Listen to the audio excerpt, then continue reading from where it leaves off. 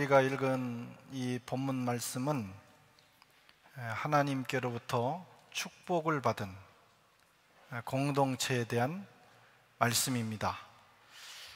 저와 여러분의 가정이, 그리고 우리 교회가 오늘 이스라엘 공동체가 받은 그 축복이 저와 여러분에게 함께 임하실 수 있기를 축원합니다.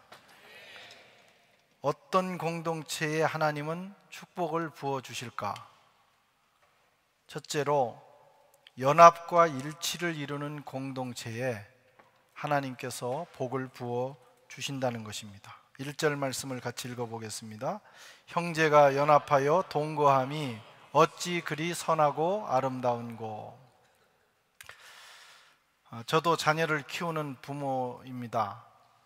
부모의 기쁨이 여러 가지가 있겠지만 그 중에서 가장 큰 기쁨은 자녀들이 싸우지 않고 서로 마음을 주고받으며 오손도손 화목하게 사는 것이 가장 큰 기쁨 중에 하나입니다. 아무리 많은 것을 가지고 있고 많은 성취를 했다 할지라도 만나면 지지고 볶고 싸우고 서로 공격하고 그러는 가정이라면 거기에 무슨 기쁨과 부모의 행복이 있겠어요? 조금 부족해도 형제간에, 부모를 중심으로 형제간에 온 가족이 서로 사랑하며 지지하고 격려하며 이렇게 살아간다면 그 공동체가 아름다운 공동체고 부모의 마음을 흡족하게 합니다. 하늘 아버지도 마찬가지십니다. 우리는 하나님 아버지의 자녀들이에요. 하나님의 마음을 기쁘시게 하는 방법이 뭐냐? 우리가 많은 봉사와 헌신을 하는 것도 중요합니다. 그러나 그보다 먼저 그의 자녀들이 서로 만나면 힘이 되고, 서로 만나면 사랑하고, 서로 만나서 지지하고 격려하고 마음을 나누고 이렇게 연합하고 일치하면서 살아가는 것입니다. 문제는 이게 쉽지 않다는 것이죠. 원리는 그런데 누구나 다 아는데 현실, 공동체를 이루며 교회 생활을 하고 구역 생활을 하고 또 소그룹에 속해서 살아가 보면 이 원칙을, 이 중요한 원리를 지키기가 어렵다는 것입니다. 그게 문제죠. 우리 모두가 다 다른, 100명이면 100, 1000명이면 1000명 다 다른 DNA를 가지고 있고 또 기질, 성품, 성질, 습관, 생각, 감정 다 각자 다른 것들을 가지고 있어서 그것을 가진 사람들이 모였으니 화목하기가 쉽지 않은 거예요. 마음을 맞추기가 어려운 것입니다. 거기다가 사람이 살아가면서 받은 아픔과 상처가 있어요. 그것이 가시가 돼서 불쑥불쑥 뛰어나올 때 자신뿐만 아니라 이웃까지도 힘들게 만드는 경우가 많이 있어요. 그래서 비난, 분노, 오만, 이기심, 시기, 경멸, 다양한 가시를 가지고 이웃을 서로 찌르면서 살아가기 때문에 공동체 생활을 하면서 받는 상처가 대단히 많습니다. 그렇죠? 쉬운 일이 아니에요. 미국의 설교가 존 오트버그라는 사람이 우리는 만나면 힘이 됩니다 라는 책을 썼어요. 그 책 서두에 보면 이런 게 나옵니다. 고슴도치 딜레마. 고슴도치. 모든 사람에게는 이 고슴도치 딜레마가 있다는 거예요. 고슴도치는 자기 몸에 가시를 가지고 있어요. 그 가시 숫자가 3만 개입니다. 그러니까 3만 개로 무장을 탁 하고, 그래서 이 어지간한 사자나 이런 큰 짐승도 이 고슴도치 하나를 이기기가 어려운 거예요. 딱 가시로 무장을 하기 때문에 먹을 수도 없고 어떻게 건드릴 수가 없는 거예요. 그래서 자기는 보호하지만 이 고슴도치는 평생을 늘 혼자 외롭게 살다가 죽는 것입니다. 자기를 열고 외부를 받아들일 때는 딱 한 번, 교미할 때, 새끼를 낳기 위해서 교미할 때만 열리는 거예요. 그리고 나머지는 다 가시로 무장하고 이렇게 지내는 거예요. 그런데 고슴도치만 그런 것이 아니라 우리 사람에게 고슴도치의 그런 상처와 아픔이 있다는 것입니다. 그래서 사람 속으로 깊이 들어가 보면 어려서부터 받은 그 수많은 상처와 아픔 때문에 그런 공격적인, 자기 방어적인 가시들이 나 있는 것이죠. 이런 사람들이 모여 있는 것이 공동체고 교회고 구역이고 심지어는 가정입니다. 가정. 그래서 서로 당신이 없으면 나는 정말 이 세상에 의미가 없어, 내 생은 의미가 없어, 이렇게 하고 결혼하지만 금방 가시를 경험하는 거예요. 찌르고 찔리고 그러면서 못 살겠다고 헤어지고 또 사는데 상처투성이가 돼서 살게 되는 거예요. 이게 바로 사람이에요. 그래서 이런 연합과 일치를 이루는 화목한 공동체를 이룬다는 것은 기적입니다. 기적. 그럼에도 불구하고 그런 공동체를 이루는 것이 중요하고 또 그게 어렵기 때문에 하나님께서는 그런 공동체, 형제가 연합하여 동거하는 그런 공동체를 귀하게 보시고 거기서 복을 명하셨나니, 거기서 복을 주시는 거예요. 우리가 산기도 가서 밤새 기도하고 40일 금식 기도한다고 여러분 복이 오는 게 아닙니다. 이런 화목한 공동체, 화목한 가정, 화목한 교회, 그런 공동체를 이루며 살아갈 때 하나님께서 복을 부어주시는 거예요. 뿐만 아니라 연합과 일치를 이룬 이 공동체는 사실 그 자체가 축복이죠. 하나님 부어주시는 은혜도 축복이지만 그렇게 산다는 자체가 축복입니다. 분열과 갈등, 시기, 질투, 미움, 다툼, 이런 것들이 가득한 공동체를 여러분 경험해 보셨어요?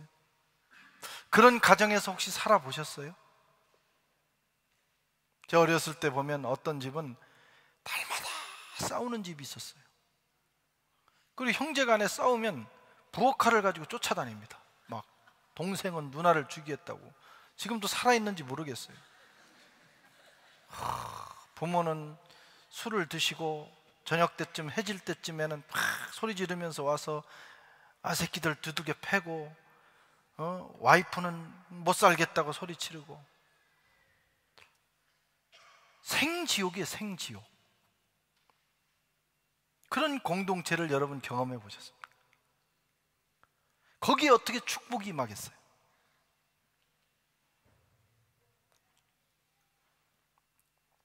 교회도 그렇습니다.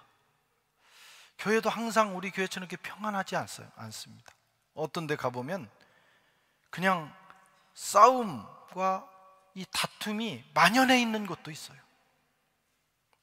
교회에 은혜 받고 치유받으려고 갔다가 교회에서 더 큰 상처를 받는 경우도 있어요. 구역에서 모여서 다음 주에 싸울 작전 회의를 하고 주일날 오는 교회도 있어요. 대단합니다. 여러분, 거기가 어떻게 천국이 되겠어요? 생지옥입니다. 그냥 최소한 많은 것을 서로 나누지 못하더라도 화목하고 서로 존경하고 이해하고 긍휼히 여기고 서로 그리워하는 공동체에서 또 그런 공동체를 이루면서 산다는 것 자체가 사실은 축복이에요. 뭐 큰 거 달라고 먼저 기도하지 마시고 그런 공동체를 이루기 위해서 기도하시고 또 그런 가정을 경험한 거에 대해서 감사하시고 우리 가정은 뭐 이것도 없고 저것도 없냐 그러지 말고 화목함이 있으면 거기가 천국인 것입니다. 잠언 기자는 말하기를 다투는 여인과 함께 큰 집에 사는 것보다 움막에서 혼자 사는 것이 나으니라. 대골 같은 집 지어놓고 말이에요, 비밀 금고에다가 수십만 수백만 달러를 채워놓고 살면 뭐합니까? 맨날 싸우는데. 또 잠언 17장 1절에 보면 마른 떡 한 조각만 있고도 화목하는 것이 육선이 집에 가득하고 다투는 것보다 나으니라. 조금 못 먹더라도 서로 먼저 먹으라고 하고 서로 사랑하면서 사는 공동체가 거기가 천국이라는 거예요. 아멘. 저는 다투고 싸우는 것을 정말 싫어합니다. 싫어해요. 그래서 다투고 싸우는 걸 보면 제가 화가 나요. 누가 저한테 그러는 것도 아닌데, 우리 집에서도 큰애하고 둘째하고 막 이렇게 있어요. 그 나이 차이가 많이 나도 그 갈등이 있더라고요. 그럼 서로 소리가 오고 가고 그러면 제가 버럭 화를 내버려. 못 싸우게 하려고 그래. 못 싸우게. 그렇게 싸우는데, 싸우고 서로 심한 말이 오고 가면 어떻게 하겠어요? 하나님이 어떻게 거기에 축복을 하시겠어요?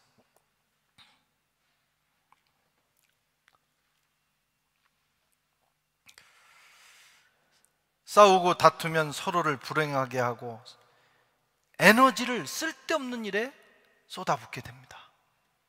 그래서 정말 창조적인 일을 못하게 돼 있어요. 인생은 짧아요. 요즘은 하루 눈 떴다 하면 하루가 가는 것 같아요. 1년이 얼마나 빨리 가는지 몰라요. 그 어른들이 나이가 들수록 세월이 빠르다고 그러더니 세월은 일정한 간격으로 가는 것 같지 않아요. 나이가 들어갈수록 정말 화살보다 더 빠르게 지나가는 게 인생이에요. 여러분, 싸우고 갈등할 시간이 어디 있어요?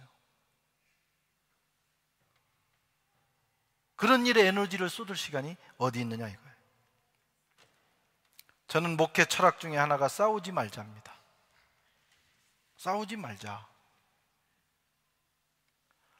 아니, 그 열심히 주일날 와서 왜 싸우냐고. 헌금하면서 왜 싸우냐고. 하나님 앞에 헌금하면서 싸워요. 또 그렇게 해서 불행해서 돌아간다. 그러지 말자 이거. 물론 타고나기를 나는 싸움을 위한 역사적 사명을 가지고 태어났다, 이런 DNA를 가진 분이 혹시 있을지 모르지만 저는 그런 분들에게는 가시라고 합니다. 가셔서 세상에 가면 싸울 때가 많잖아요. 거기 가서 싸우시라고. 그래서 그런지 모르지만 저희 교회는 평안합니다. 특별히 원하신 분도 없고, 특별히 누구를 공격하고 이렇게 함부로 말하는 분도 없고, 최소한 이렇게 돼야 되는, 최소한 그래야 우리가 하나님의 뜻을 이룰 수 있는 공동체의 기반을 갖추는 거예요. 형제가 연합하여 동거함이 얼마나 아름다우냐 이거예요.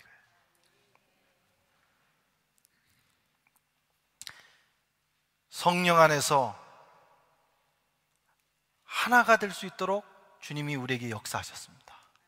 우리가 그리스도 안에서 한 형제가 되고 한 성령 안에서 하나가 되었어요. 성경은 하나님이 하나 되게 하신 것을 깨지 말고 힘써 지키라 말씀하셨어요. 우리가 이것은 해야 되는 것이죠. 그래서 성도들은 결심하셔야 됩니다. 우리 특별히 선한교회 교인들은 나는 싸우지 않겠다. 나는 신앙생활하면서 싸우는 일은 하지 않겠다. 화목하고 서로 지지하고 격려하면서 평화의 도구가 되겠다. 이게 여러분 복 받는 길이에요. 예.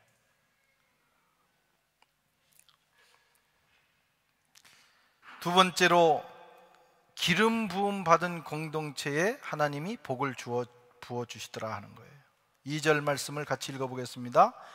머리에 있는 보배로운 기름이 수염 곧 아론의 수염에 흘러서 그 옷깃에 내림 같고. 오늘 이 시인은 옛날 모세에 의해서 그의 형 아론이 제사장이 되는 제사장 임명식을 기억하면서 기록하고 있습니다. 제사장이 뭡니까? 제사장은 타자를 위해서 사는 자가 제사장입니다. 제사장이 아론이 기름 부음을 받음으로 제사장이 됐어요. 그때부터 그의 인생은 자기를 위한 인생이 아니라 타자를 위한 인생이에요. 이웃을 위한 인생, 그 민족을 위한 인생입니다. 이것이 구속사의 핵심이에요. 하나님께서는 이 제사장 직분을 통해서 버림받았던, 죄를 지어서 하나님을 떠났던 그의 백성들, 그의 형상들이 하나님 앞에 돌아오게 하는 일을 하신 거예요. 아론을 세우신 하나님께서 그의 아들 예수 그리스도를 대제사장으로 보내셨어요. 구원받은 우리를 왕같은 제사장으로 세우셨습니다. 기름 부었다 이거예요. 아론에게 부으신 하나님께서 예수 그리스도에게 기름 부으시고 오늘 저와 여러분에게 성령으로 기름 부으셨어요. 기름 부음을 받았다, 왕같은 제사장이 됐다는 것은 이제부터는 누구도 자기를 위해서 사는 자가 없나니 우리를 불러주신 하나님을 위하여, 그리고 열방을 위해서, 이웃을 위해서 살라고 불러주신 것입니다. 하나님은 세상을 품는 나라, 열방을 품는 교회, 이스라엘을 품은 아론의 가게, 이웃을 품은 그리스도인, 기름 부음 가운데 있는 그리스도인 공동체, 그 공동체를 기쁘게 보시고 거기서 복을 명하시는 거예요. 자기를 위해서 살 때는 복이 한계가 있어요. 그러나 내가 아닌 타자를 위해서, 열방이 하나님께 돌아와 하나님을 예배하는 그날을 바라보면서 선교적인 삶을 사는 공동체, 그런 가정을 하나님께서 복 주신다, 이런 말씀입니다.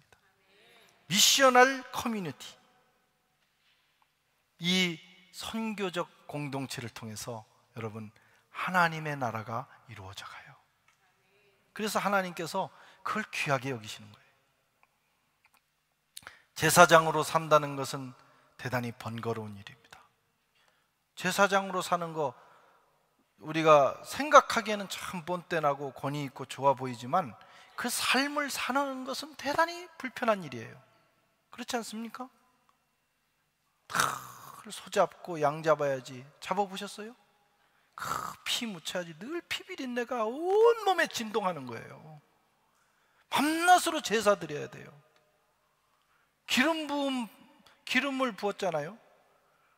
기름이 머리에서 발끝까지 흘러간다는 게 여러분 좋습니까? 보기에 좋죠. 여러분 이 슈퍼에 가가지고 올리브 기름 한 통 사다가 1리터 여러분 머리에 부어 보십시오. 얼마나 불편해요. 그렇죠? 제사장 직분 자체는요 번거롭고 불편한 거예요. 그 권위보다도 그가 하는 일들이 불편합니다.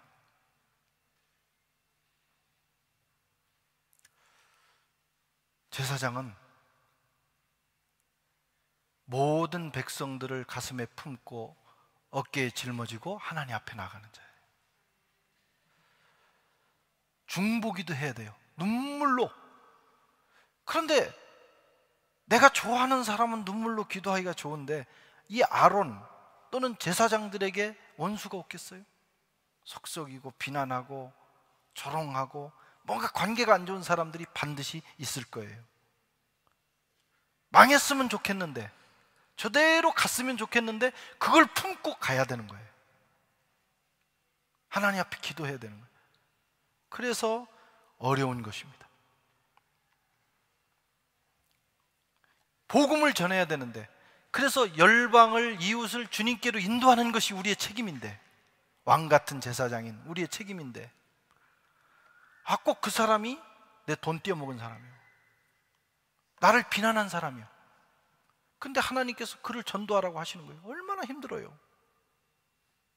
제사장으로 산다는 거요, 쉬운 일 아닙니다. 또 초청받은 사람이 감사하며 따라오면 얼마나 좋아요. 이렇게 좋은 교회 예수 믿게 해준 거 너무 감사해요. 그런 말 들으려면 10년에서 20년 걸립니다.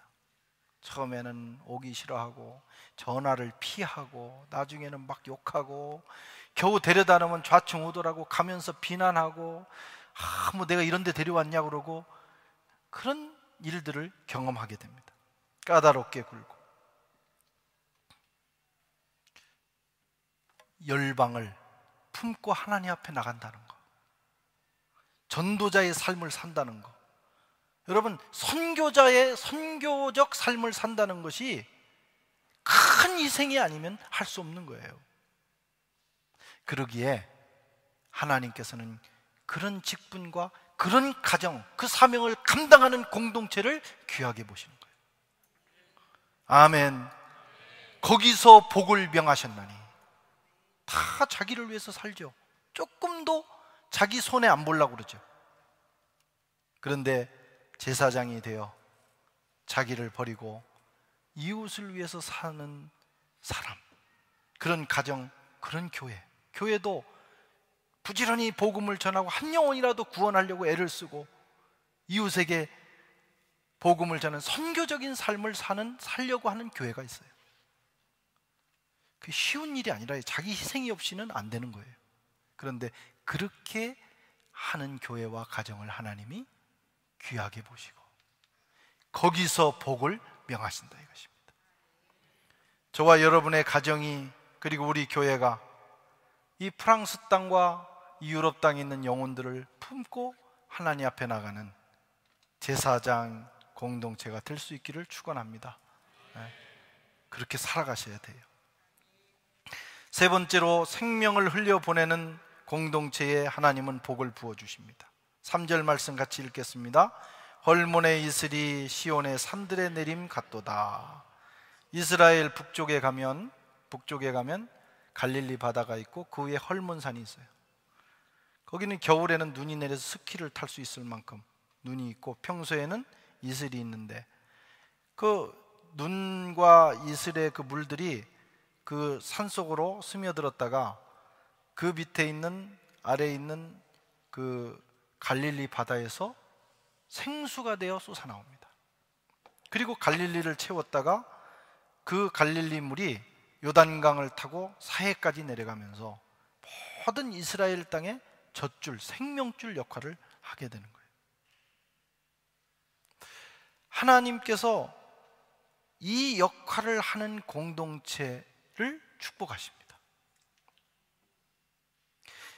헐몬산의 이슬이 시온의 산들에 내림 같도다. 이 말은 헐몬산에서 흘러내린 그 물이 생명수가 되어 모든 이스라엘의 모든 지역에 생명을 흘려보냈다라는 뜻입니다. 물은 생명을 상징합니다. 그리고 이 물의 생명은 흐를 때 유지가 됩니다. 고이면 썩게 돼 있어요. 복음은 생명의 물입니다. 우리가 복음을 받았잖아요. 하나님께서 주신 축복 우리가 받았잖아요. 그런데 그 특징이 뭐냐? 고여 있으면 썩습니다. 어떻게 해야 됩니까? 흘려보내야 돼요. 플로잉 해야 돼요. 내가 붙들고 있으면 결국에는 썩어요. 처음에는 잘 되는 것 같지만 그것 때문에 망합니다. 하나님께서 부어주실 때 크든 작든 부지런히 이웃을 위해서, 하나님 나라를 위해서 흘려보낼 때 여러분, 그 축복이 진정한 축복이 되는 거예요. 우선 흘려보내기 위해서는 은혜를 많이 받아야 되겠죠. 갈릴리 바다에 흘려보낼 물이 없으면 어떡하겠어요? 하나님께서 주시는 축복을 받아야 됩니다. 그래서 성도는 은혜 받는 일, 하나님의 능력, 하나님의 축복, 하나님이 부어주시는 그 능력을 받는 일에 늘 신경을 써야 돼요. 그래서 은혜 받는 장소에 가고 가야 돼요. 그래서 기도회에도 가고 또 주일 예배에 빠지지 않고 또 성경 공부에도 가고, 뿐만 아니라 신앙생활 잘하는 사람들을 보면서, 하나님 축복을 받은 사람들을 보면서 벤치마킹 해야 돼요. 저 사람은 어떻게 저렇게 잘했을까? 가서 보면 거기에는 비결이 있어요. 복 받을 만한 비결이 있어요. 가서 배우는 거예요. 사업을 해도 그냥 자기 혼자 잘난 체 하면서 하는 사람들은 되게 못합니다. 누구든지 성공적인 삶을 사는 사람은 부지런히 배웁니다. 누가 조금 잘했다, 성공했다 그러면 부지런히 찾아가서 거기서 배우는 거예요. 무릎 꿇고 배우는 거예요. 목회도 마찬가지. 우리 재작년에도 오셨지만 우리 신철범 목사님, 저기 두바이 한인교회, 그분이 와서 뭐 이것도 묻고 저것도 묻고 그래요. 그 교회가 우리 교회보다 훨씬 큽니다. 아랍권에서 1,500명이 모이는 교회예요. 엄청난 부흥을 했는데 뭐가 배울 게 있겠어요, 우리한테서. 그런데 왜 그러시냐 그랬더니 자기는 누군가가 특히 해외에서 개척을 해서 100명 이상 모이면 그건 기적이라고 생각을 하고 가서 무릎 꿇고 배운다는 거예요. 선배님인데 깜짝 놀랐어요. 우리 교회 예배 성가 우리 찬양대가 개회 선언 한 다음에 하는 그게 너무 좋다. 그것도 다 받아가셨어요. 또 우리 마지막 송 하는 거 뭐 이런 것들을 다 가서 자기 교회에 도입을 하는 거예요. 저도 많이 배웠습니다. 그래서 어디 가면, 한국을 방문하고 어디든지 가면 유심히 보는 거예요. 내가 여기서 배울 게 뭐가, 이 교회는 왜 이렇게 잘 될까, 뭐가 은혜로운 것인가, 뭐 때문에 성도들이 이렇게 변화를 받을까. 부지런히 그래서 성경 공부 모임에도 가고 세미나에도 가서 배우는 거예요. 평생을 낮은 자세로 배우는 자세로 살아야 되는 거예요. 하나님께서 그때 복을 채워주십니다. 여러분 늘 그런 자세로 사시면서 채우시기를 바라요. 하나님이 부어주실 때, 은혜 부어주실 때, 축복해 주실 때 채워야 됩니다. 그런데 거기서 머무르면 안 된다 이거예요. 어떤 사람은 그건 열심인데 나누는 거에 대해서는 인색해. 내가 충분히 받은 다음에 나누겠다, 절대 못 나눕니다. 작은 거 하나 하나님께로부터 오면 그때부터 이건 하나님 거, 이것은 내가 이웃에게 나눌 목 해서 아주 작을 때부터 부지런히 나눔, 플로잉, 은혜를 흘려보내는 그 일을 연습해야 합니다. 하나님께서 속지 않으십니다. 하나님 바보가 아니에요. 작은 일부터 받은 은혜를 부지런히 이웃에게 나누는 자들을 하나님께서 기억하시고 은혜를 부어주십니다. 그거 뭐 얼마 된다고 그걸 나누느냐고, 그러다가 뭐 내게 남는 건 뭐냐고 이렇게 생각하실 분이 있을지 모르지만, 놀라운 것은 나누면 채워져요.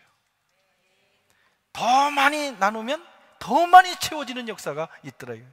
그건 수많은 증인들이 우리 주위에 있습니다.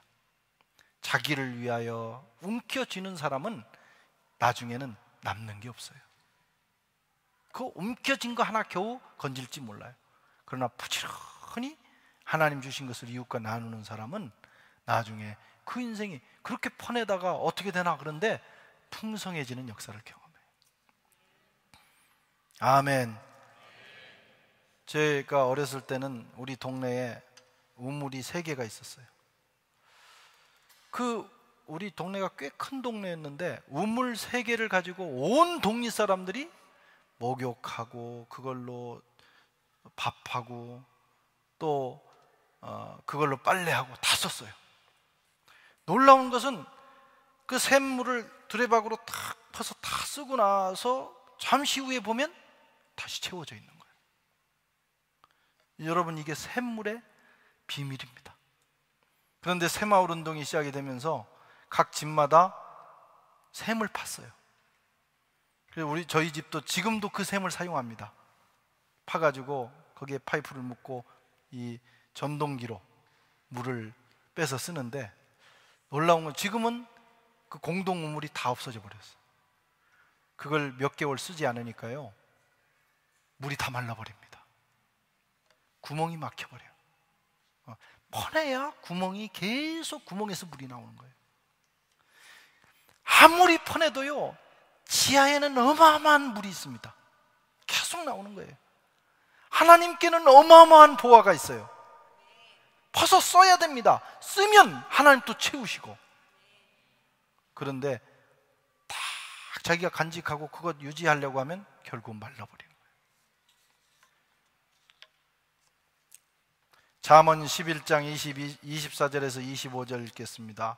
흩어 구제하여도 더욱 부하게 되는 일이 있나니 과도히 아껴도 가난하게 될 뿐이니라.